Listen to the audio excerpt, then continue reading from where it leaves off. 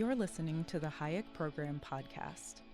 This podcast includes audio from lectures, interviews, and discussions from scholars and visitors of the F.A. Hayek Program for Advanced Study in Philosophy, Politics, and Economics at the Mercatus Center at George Mason University. To learn more about the Hayek Program, visit hayek.mercatus.org. To learn about graduate student fellowship opportunities with the Mercatus Center at George Mason University for students at Mason as well as at universities across the globe, please visit students.mercatus.org. If I could have everyone's attention, we're going to get started.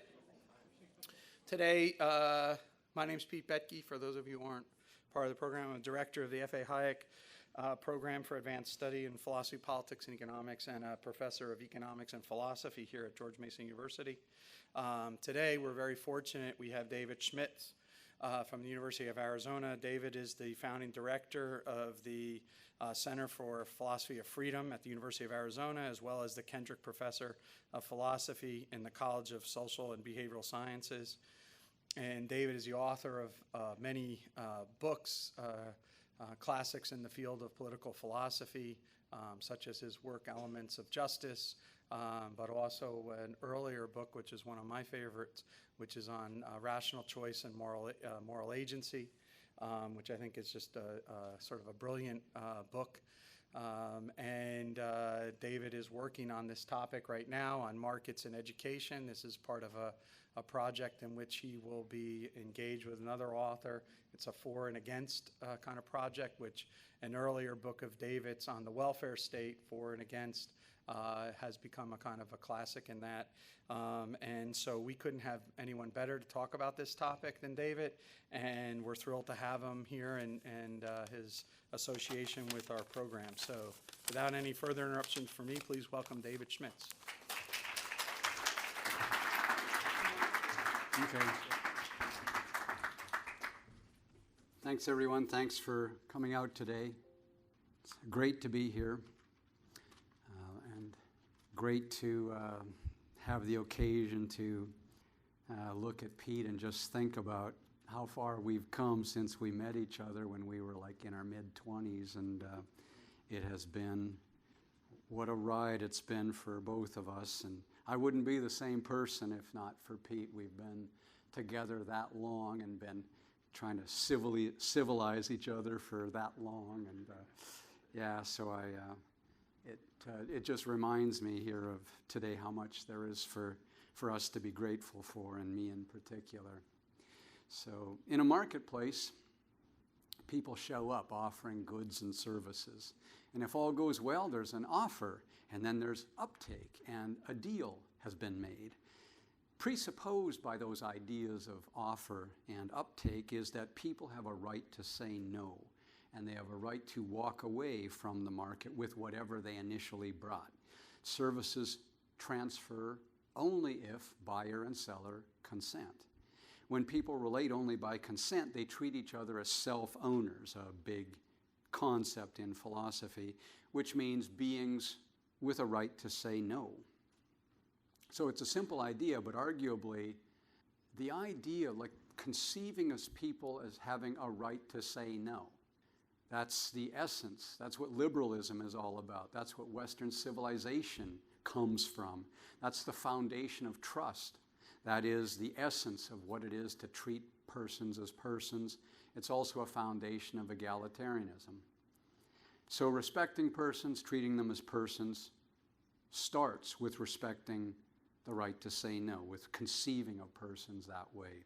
In a marketplace, sellers show up aspiring to be of service. They do that when showing up is safe, which is to say when they can expect their right to say no to be respected. In a realistically typical transaction between informed adults, anything and everything can go wrong.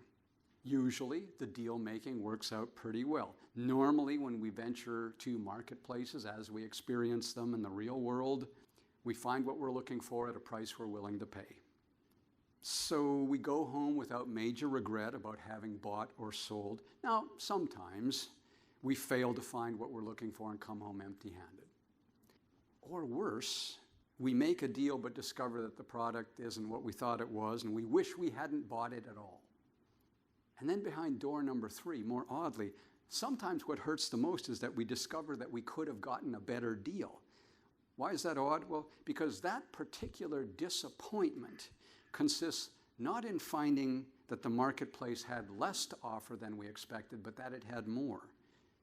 So we resolved to do better next time. Not because the product wasn't what we were expecting, but because we now realize we could have expected more. The market was offering us something even better. So in markets at their observable best, that right to say no is bilateral. Buyers and sellers alike have a right to walk away if what they're offered isn't good enough. And that right to say no has a crucial two-sided effect. It enables buyers to look for something better, even as it motivates sellers to look for something better to sell.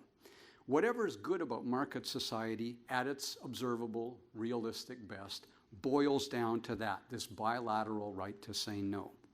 So how would producers know if you're making something, you're making a widget, or you're planning on maybe offering your services as a doorman?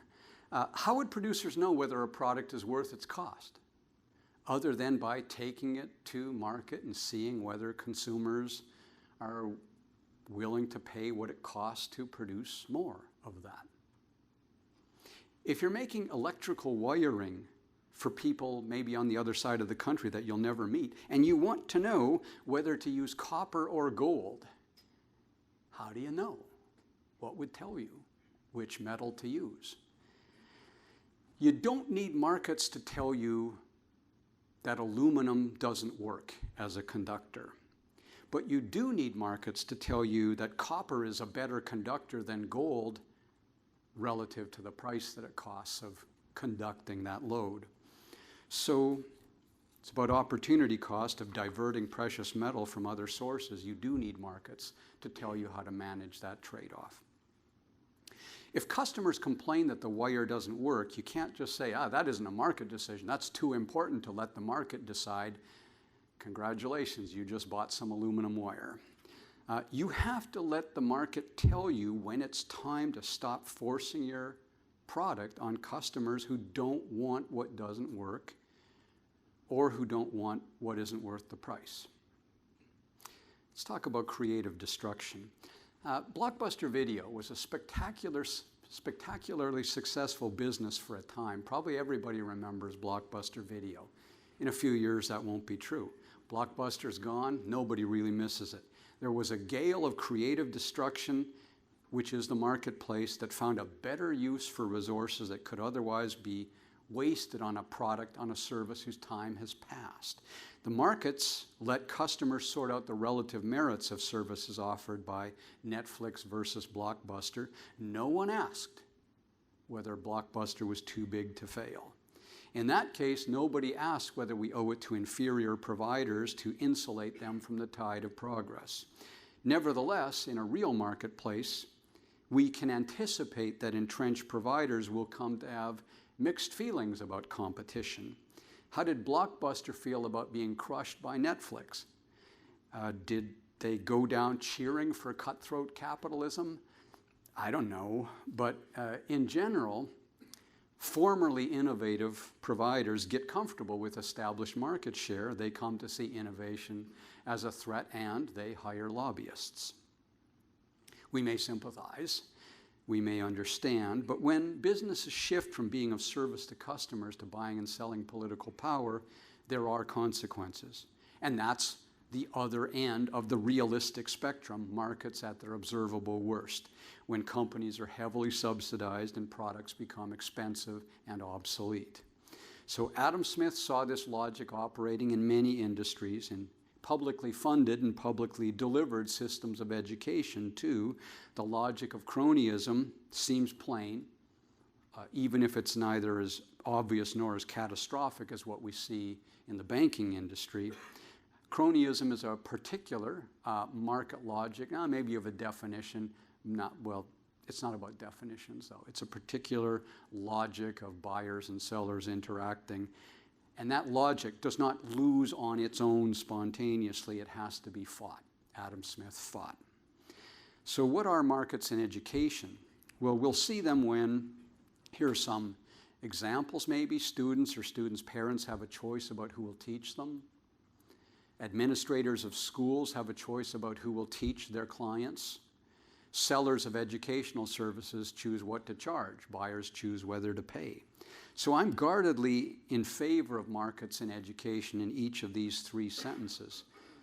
Above all, however, consumers of educational services should almost always be free to walk away and say no to sellers of inferior products. Is there a problem with markets in education? Maybe.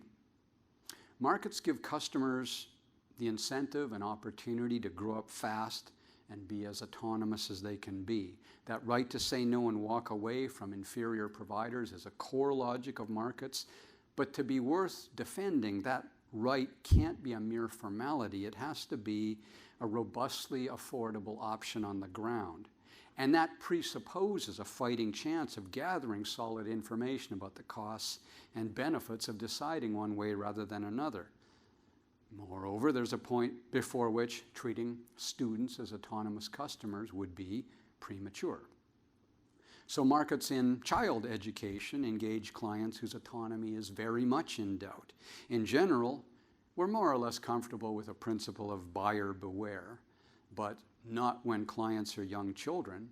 So how to market a product that involves teaching skills to be a market participant in the first place? Someone has to represent young children and take that fiduciary responsibility for walking away from a provider whose service isn't good enough.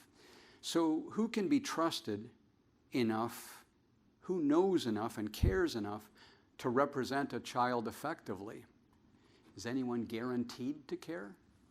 There's no guarantee that students or even parents will care as much as they should. So given the lack of guarantees, should we go over parents' heads and give someone else the power to decide? Why would we do that? Are contests for power within a bureaucracy guaranteed to be won by someone who cares more about a child than the child's own parents? If I were asking for guarantees, I'd ask for that one first. So about parents. Purchasers of automobiles are no longer helpless. It's too late to win a Nobel Prize for markets in lemons. So purchasers of automobiles do their research online. Consumers of healthcare services likewise are more sophisticated than they were a generation ago. Within a day, patients know much of what medical specialists know about their diagnosis and treatment options. Within a day. Similarly, the idea that increasingly well-informed parents should defer to experts becomes less plausible by the day. Everyone's judgment is questionable sometimes, but parents care about getting their facts right. And moreover, parents learn not only and often not even mainly from their own experience. When it's time to gather information, it isn't some, I don't know if you've heard this cliche, it isn't cliche atomized individuals choosing in a vacuum. People observe, consult neighbors, and learn fast. Why? Because they care. Information about how teachers and schools work may not reach Washington, but local communities know if anyone does. So where do we see creative people pouring their hearts into bringing better alternatives to market? Why don't we see it everywhere? When should we settle for something that seems to work tolerably well? And one of the big mistakes in the literature is a sort of hysteria, I guess, talking about how the sky is falling and you know, our high schools are nothing but opium dens these days. And it's not really true that they're not good. They can be scary, but many of them, the ones that your kids go to, work tolerably well. Tolerably well. So what's the least risky way of exploring alternatives that might be better? In general, I'd say it's when parents are free to learn from mistakes and vote with their feet that providers learn to deliver superior education. We could debate about whether to get the state out of the business of education, the education business altogether, and simply trust consumers and suppliers to find each other. On the demand side, that would involve trusting customers to want and know how to find the best product they can get. On the supply side, that would involve trusting providers to have a passion to get better at providing products that consumers of educational services want. To move in that direction, though, we'd have to cultivate an old-fashioned liberal courage and tolerance for important ways in which our neighbors are not like us. In particular, what we want for students may not be what students or their parents want for them. So we have to decide when the time comes to say it's your life. We can still be neighbors. We'd have to trust customers to understand and care about the difference between ineffective and effective teachers, and we have no guarantees. When it comes to trusting markets in something that would be this big a departure, it bothers us that we have no guarantees. We're human. Well, less radically then, we could try small, but potentially significant departures from traditional public schooling. Under a voucher system, the state is left to occupy center stage for all practical purposes, but aims to give consumers a little bit of choice. Under a voucher system, parents can put a state-funded public education allowance toward any public or private school. Everyone should want to know, everyone who cares about children should want to know whether that small but significant scope of choice is helping anyone to get a better education. And the emerging picture is not decisive. So there's a guy at National Public Radio, Corey Turner. He says empirical research, and this is consistent with everything else I've seen, on small-scale programs does not suggest that awarding students a voucher is systematically a reliable way to improve educational outcomes. On the other hand, one of the more robust effects of vouchers is that competition improves the performance of the public schools most closely threatened, for want of a better word, by the voucher program. So one of the most consistent benefits of vouchers is enjoyed by students who choose not to use them. Well, that's interesting.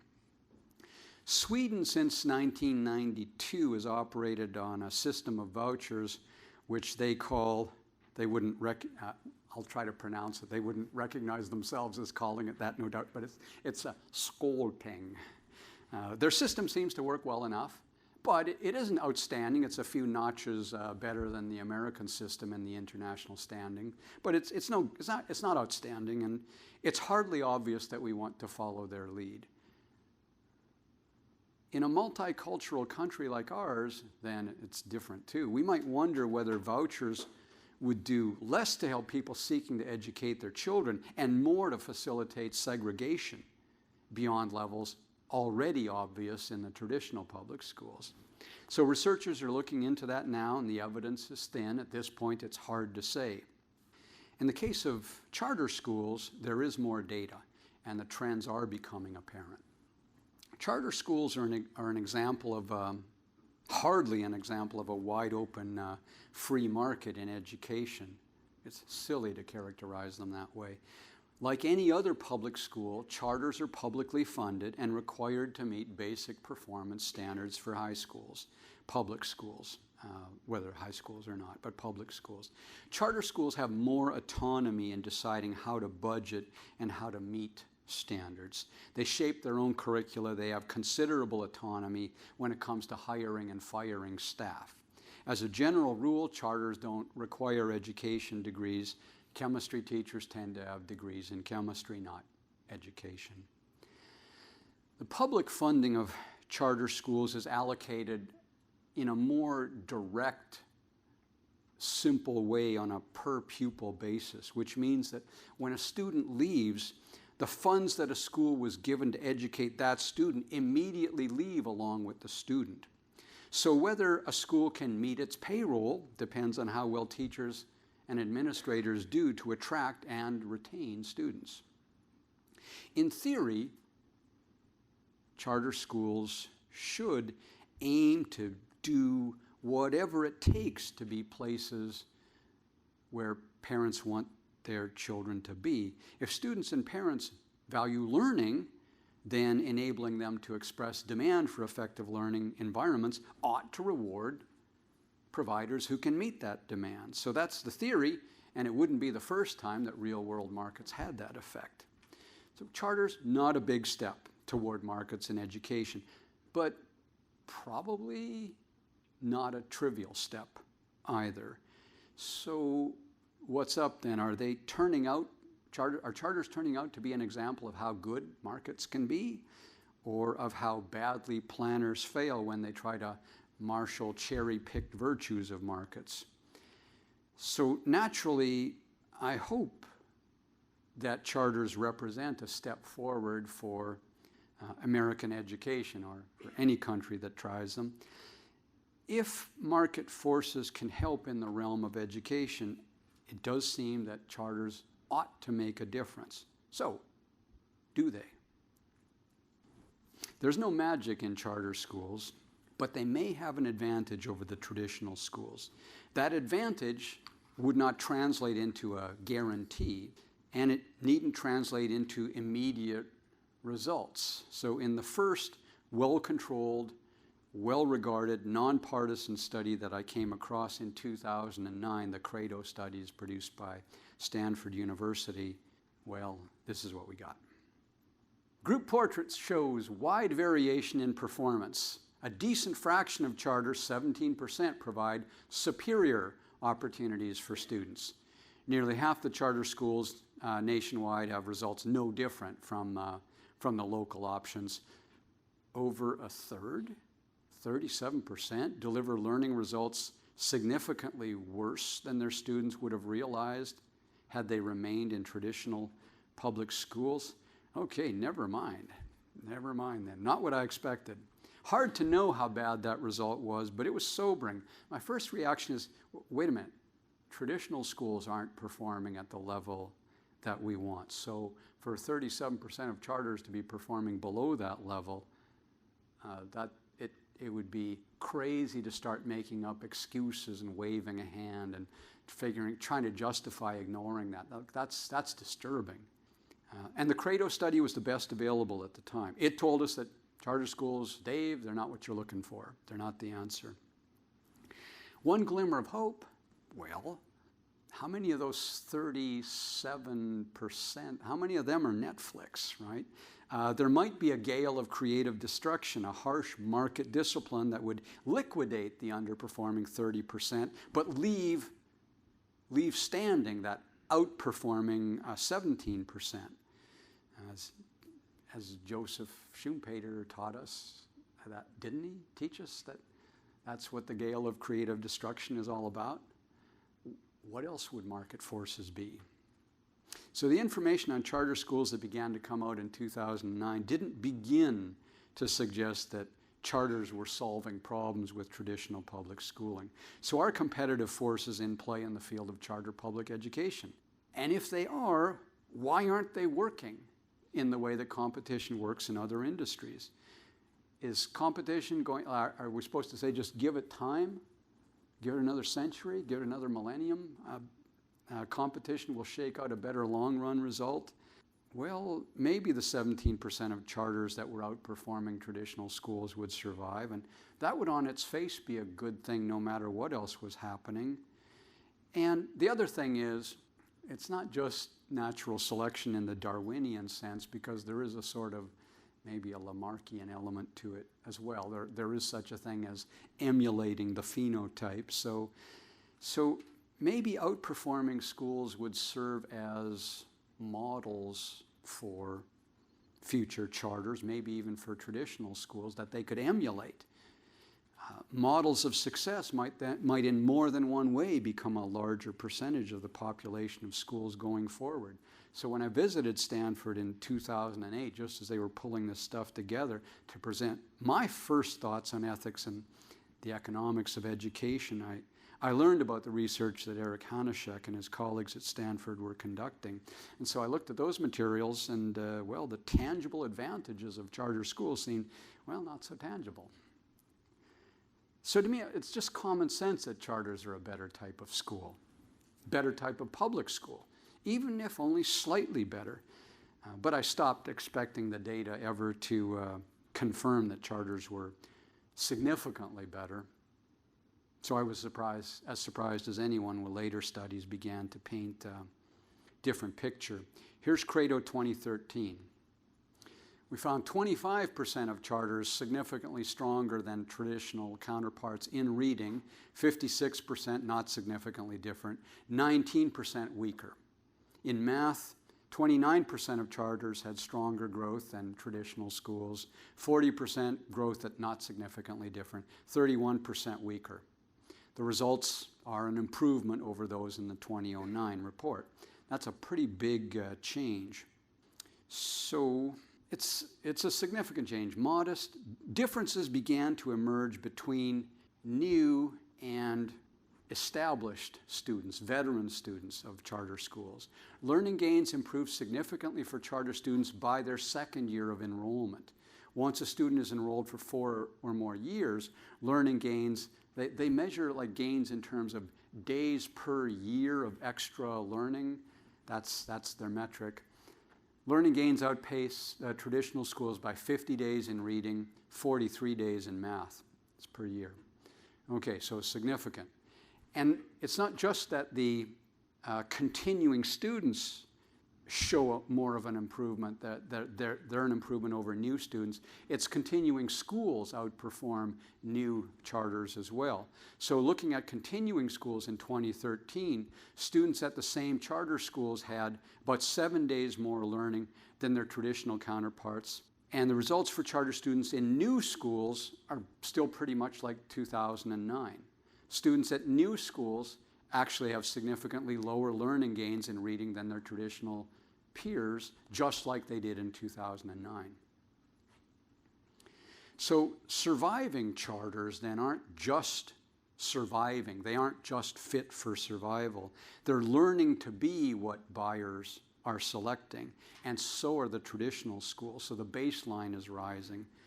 And not only, and you can see it, read the news, you can see it happening. And it's not just that outperforming charters are more likely to be found, more likely to be selected, more likely to survive. They're also more likely to be emulated. So weighing against being too optimistic about, like I've got a shred of good news to grasp like a straw, but it's still pretty ambiguous. So, new charter schools in the original 16 states that recently opened or had students mature into the tested grades appear to look a lot like the 2009 results. We just said that basically, just recapitulating that. Their performance is worse than that of the continuing charters.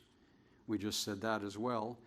The new idea is other factors play out as well. Low-performing schools aren't being shut down quickly enough, and some are being permitted to replicate. And so what am I thinking? I'm thinking, what does it mean for charters to be permitted to replicate? What does it mean for charters to not be shut down quickly enough? I'd been thinking that what shuts down charters is parents take their children elsewhere, and then the school can't meet payroll anymore. Maybe I misunderstood the extent to which market forces are in play here. Maybe I misunderstood the whole idea of charters. Reading between the lines, I began to suspect that even in charter schools, decisions to close down are still made from the top down, not from the bottom up. It's not consumer driven.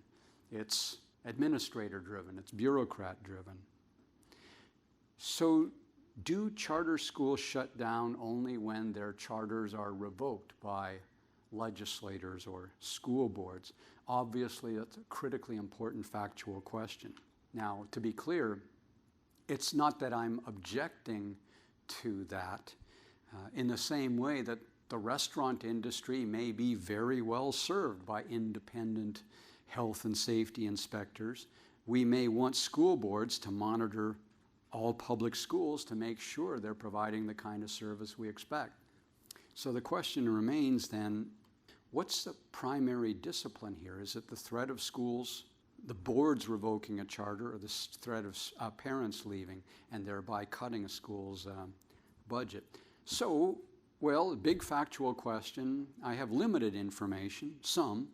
So, for example, I found that there's a Center for Education Reform that lists 174 charter school closings in Arizona between 1996 and 2011. That's not a properly controlled scientific experiment, but you can scan the reasons. You can go through the document and scan the reasons mentioned for school closings, and that's suggestive. So of the 174 closings, 4 were closed by the district according to the report. Okay, big deal. But reading further, another 18 are listed as closed due to poor academic performance. And I don't know, but it sounds to me like that's a reason for closure mandated from above. And another 42 are listed as closed due to mismanagement, and then further reasons were listed: failure to comply with charter laws, inadequate or false record keeping, and misappropriation of state funds. So yeah, some serious failures here, right? So guessing that most of those closings are initiated at the state level and adding those 3 numbers gives me a rough guess, very rough guess, that looks like something in the neighborhood of 64 of the 174 school closings were mandated by district officials charged with monitoring the system. Then on the other side, 84 of the 174 closings were for financial reasons, the most often specified financial reason being inadequate enrollment, or falling enrollment. Then there were another 24 or so for other reasons, including inadequate facilities and change in life circumstances of the school operators, right? Like they died, retired, or just decided that this was too much work. So people changing their minds about running a school. Now, so you can add that up, and again, a rough guess, somewhat more than half of the closings were by schools themselves responding to inadequate demand for the product. So were district monitors, were they harder on charters than on traditional schools? I don't know, and neither do I have any opinion on whether maybe they should be. It still seems to me that the worst that an underperforming charter can do is underperform for a while, for however long it takes a school to acquire a reputation with the parents or with the school board for underperformance. And then by contrast, outperforming schools make for a better educated population so long as they keep outperforming. So all by itself, this should make for a genuinely rising overall performance over time. Okay, some further caveats then. We still need a clearer picture of how charter school performance is affected by demographics. Maybe there's some systematic identifiable difference that predicts which schools will outperform and which will languish. Or maybe we can predict that charters work better for some populations for others and plan accordingly. So for example, does it matter whether the population is urban or rural? Does it matter whether students are white, black, male, female? Does it matter whether a charter school has a religious orientation? And if so, how exactly does it matter? Are there charter schools that upon close inspection actually aren't genuinely open enrollment in the way public schools are legally required to be? And if so, what should we infer? Sort of side point, we need accountability, we need measures, and we know that we need that, and then we bungle it again and again and again. And I'm not saying we don't need measures, we don't need accountability, but measurement is a dangerous servant. Metrics can be gamed. When you measure, you'd better make sure that you're measuring the thing that you actually want to see. Because whatever you're measuring, that is what you're going to see. So if you measure how many students get 5 on the AP test, you're going to get teachers who are dedicated to making sure their students get 5 on the AP test no matter what. A little bit about cream skimming. It's a hypothesis that has been tested. So there's a question about manipulating tests, but not just manipulating tests, it's manipulating admissions, manipulating retention decisions. I've served on a school board, charter school board myself, and when you've got like 500 students in the 7th grade and 16 students in the 12th grade, and yeah, you have 16 students who survived to get into the 12th grade, they're all getting 5 on the AP tests, and you say, that's quite an attrition rate. So yeah, I'm 3. Now, should it really be 3 cheers for how well we're doing? I don't know. So you might suspect that, yeah, we have to admit everybody. It's a public school, so we admit everybody who applies, unless we get too many applicants. If we get too many applicants, then we're legally required to choose by lottery. So it really is random. We really should be getting a random selection of the population. And then you say, well, no, that's not necessarily random. That's pretty random. But what if you say, okay, in the 11th grade, and we've seen this in traditional public schools, we've seen it in charters, you're going from the 11th grade and into the 12th grade, and they say, you failed. You're only going to get a 4 on the AP test, so we're going to hold you back. You're going to have to repeat the 11th grade. How many times do we have to repeat this thing? Well, until you transfer to another school, because you're only going to be a 4. So you'd say, okay, that's cheating. And you say, like, do you really want to have a school that makes its decisions like that? And I've seen worse things than that. Not in charter schools, but in traditional schools, worse things than that. So, yeah, be careful what you measure. Now, so the Credo couldn't figure that out, but what they said, what we can say is that the demographic trends since the earlier report, this might be the most interesting thing, the most interesting thing I found. The demographic trends point to more challenging students, not less, which runs counter to the notion of selectivity based on prior education performance. And I was saying like 700 students in grade 7 and like 16 in the 12th grade. Actually, the school that I was particularly talking about, it's now more like 300 students in the 12th grade. So the 16 was just that, well, they hadn't been in business long enough to get an 11th grade going into the 12th grade, and now the size of their high school class is much larger, so I'm less skeptical about that particular school now. Okay, so Credo found suggestive evidence that students had falling scores in the traditional schools in the 2 years prior to their switch to charter schools, which runs counter to the cream skimming hypothesis, that they're only looking for the kind of students, they're only admitting the kind of students who get 5s. It's illegal to do that, and apparently the data isn't consistent with them doing that. So urban charter schools in the aggregate provide significantly higher levels of annual growth in those scores, in those improving performances, math and reading, compared to traditional schools. The urban schools are doing better relative to their traditional baselines. We're seeing the improvement in the urban schools.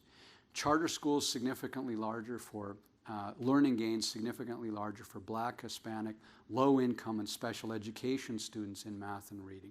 This is really important. We're going to think about it for a second.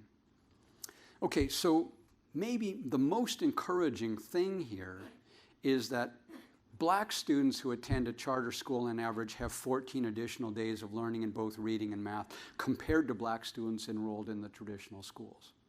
Black students in poverty who attend charter schools gain an additional 29 days of learning in reading, 36 days in math over the traditional counterparts. The biggest impacts of all are among Hispanic students who are English language learners. They gain 50 days of learning in reading, 43 additional days in math from charter attendance per year.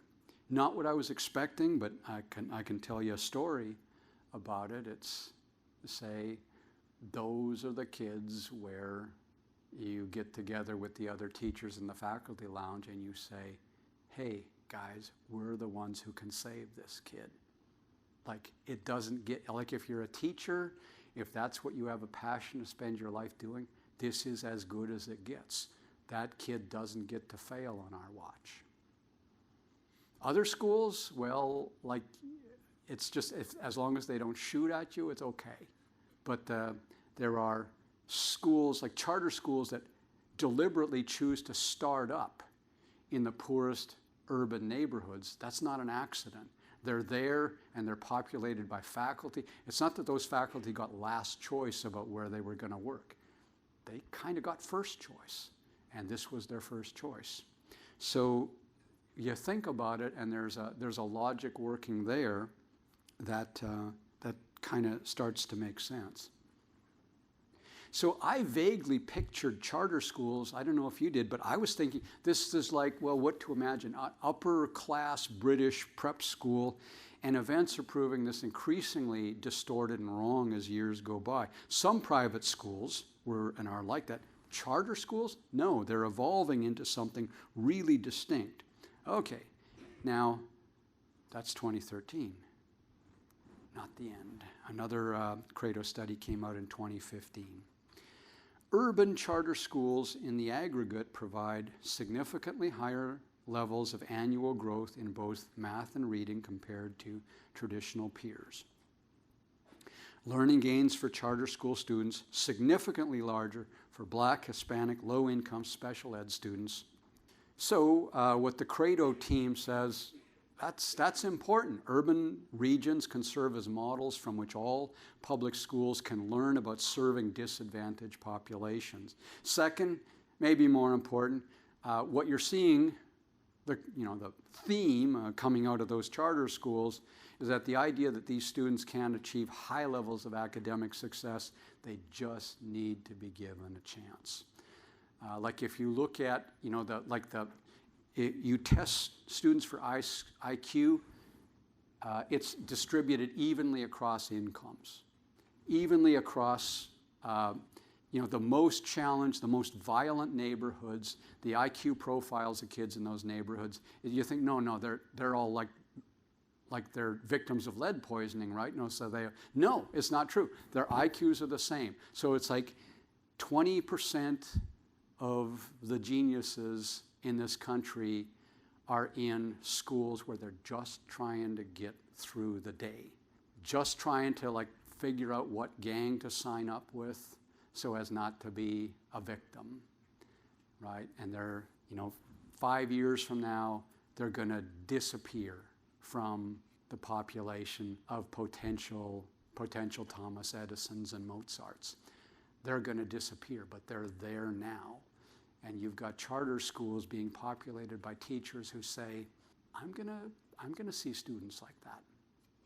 And they're not gonna join gangs on my watch. They're not going to sort of recruit some, stronger alpha male to make them pregnant. It's not gonna work that way on my watch.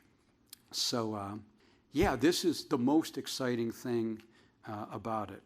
So if we looked at traditional public schools, and if they tend to be white suburban schools, if that's what we're thinking of, we shouldn't be surprised that charters with similar demographics, for which they're the baseline for comparison. Yeah, they get similar results. They're not particularly any better.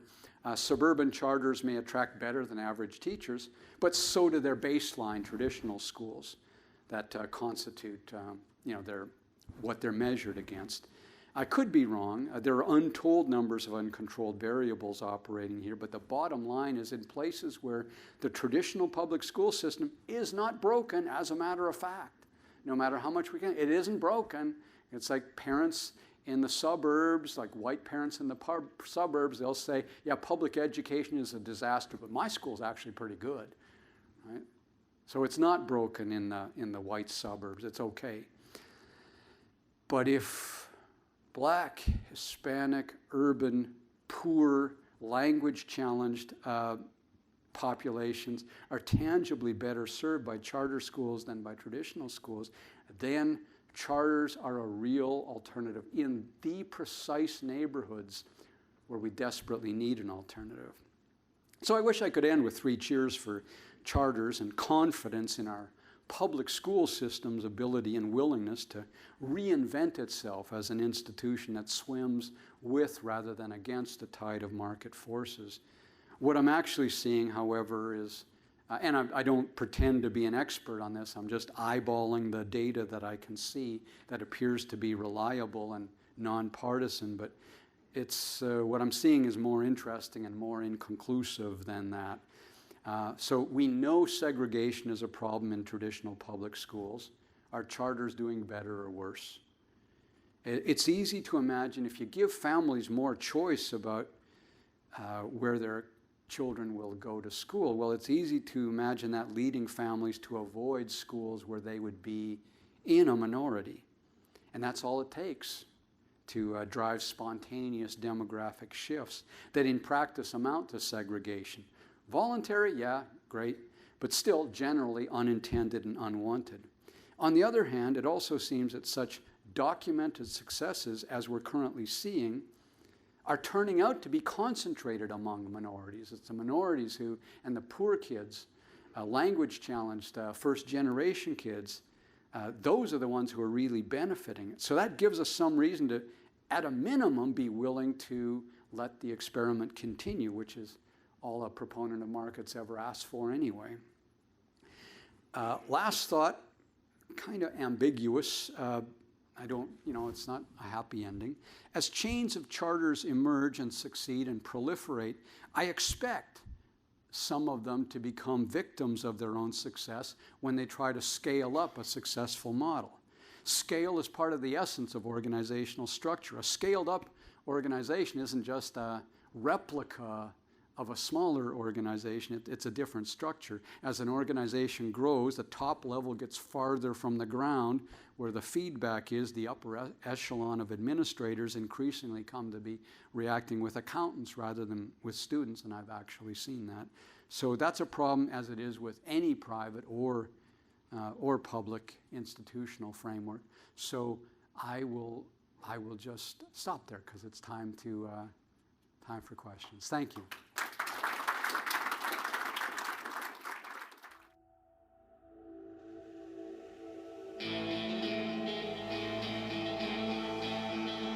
Thank you for listening to the Hayek Program podcast.